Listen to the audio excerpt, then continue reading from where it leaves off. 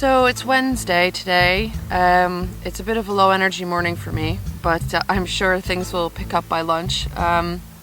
Weather's actually looking halfway decent, which is a bit of a relief because we've got lots of work to power through in the trenches. We're very conscious we've just got 5 days left to finish up the rest of the archaeology. We've got Vince Gaffney of Birmingham University and Vista coming this evening as our DVIP speaker. Vince's project, Doggerland, mapping the sort of bottom of the North Sea basin, then the movement of populations from Europe across to what is now the UK. This would have basically been, the inundation of the Flag Fen Basin is the end of that process.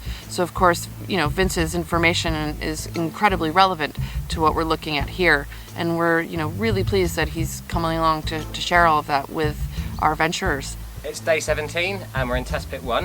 Down at the bottom of the test pit, we're just starting to clean up an area of wood. We don't know whether it's archaeological or possibly natural. What we do know is that the hole's got a bit deep, and so to keep it safe, we're reducing the step round the edge so it's not quite as deep, and it's quite hot and it's quite hard work. So we're just having a quick break and then we're back on.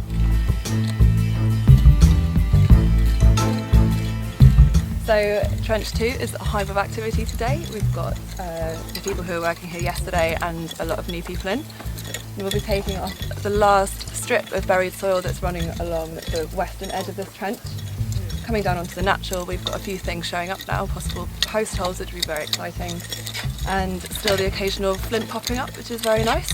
We've also got the sieve in action, so we're sieving through all of the spoil from the previous grid squads. So yeah, things are moving along really nicely. Hi, this is Ian Panter. He's come down today from York Archaeological Trust to take some more of our mud away, and he's going to be looking at the burial environment here and having a look at what's going on with different microbes.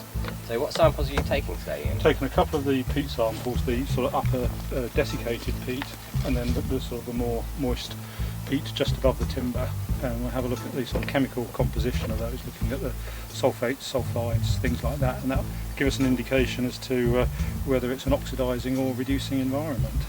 And I guess one is good, one is bad? That's right, oxidising is bad, reducing is what we want to preserve the timber. So you're essentially just seeing whether or not there's lots of microbes running around down there, breaking apart the timber. That's right, yes. Excellent. Yes. Which has become stranded, or maybe a frog, which is stranded in our test pit. Projects as well. It's called these. Oh! Oh! I have, yeah. Good stuff. So Last time I saw you were in a... My toad rescue skills are poor.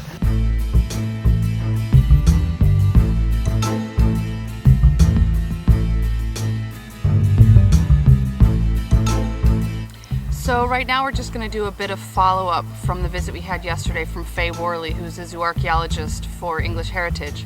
She had a look at some of our animal bone and she basically said, it's a shame it's not cleaned up, otherwise I could check for evidence of butchery, etc. We've cleaned the bone today and we have found clear evidence of butchery. We've got some cut marks along the bone there. I'm hoping you guys can pick up the detail.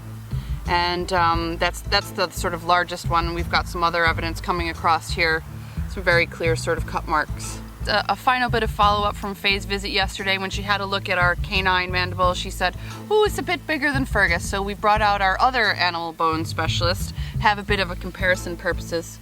And I think she's right. It is a bit bigger than Fergus. What do you think, buddy? Totally not interested. I'm here now with Matt Symonds, who is the editor of Current Archaeology, my alma mater. Well, you don't really say alma mater when you talk about You can say whatever you like to me. former job. I can say whatever I like.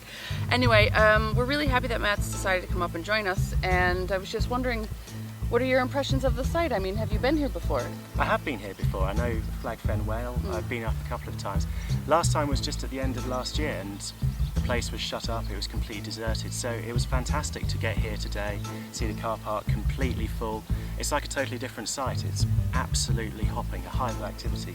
What are your thoughts on the stuff that you've seen here today? I think it's fantastic. Even as a Romanist, I can appreciate waterlogged deposits from the prehistoric period, and there's some amazing stuff coming up. And of course the presence of a Roman road means that I'm not that far from the empire as well. Okay, so we're here now, Matt's busy out on site, and we're going to settle once and for all whether or not this is a digging bag or a toiletries bag. So we thought we'd have a little look inside and see what evidence we can find. Okay. Obviously, trowel. Another one. And another one. How many tape measures do you need? I haven't, clearly he's into measuring things. I'm not really, okay, compass. And Hey, what's that? some foaming bath soak. Well, The evidence is starting to point to this potentially.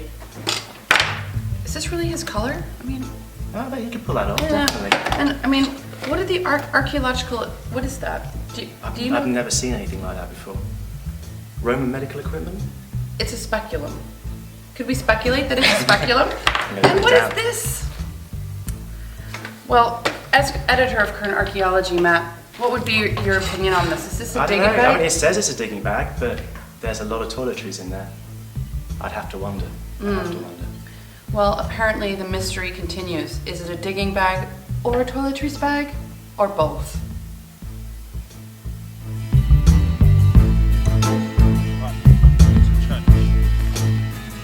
Okay, so it's the end of near the end of day 17, and we're making really good progress in trench 1. As you can see, we've got many more post holes that we've excavated today, and we've made really good progress on our ditch.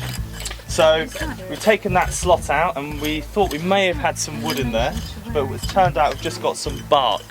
So that could be really useful for telling us about the ditch. So we're going to hang on to that and see what it tells us later on. So that's about it for trench 1 at the moment, and tomorrow we're going to continue cleaning back, continue to take out our last few post holes and investigate this splodge on the side of our ditch here, and then hopefully we can progress and go a little deeper. So the thunderbugs have come out in force right now. I'm a bit covered in them, so I think thunderbugs are go.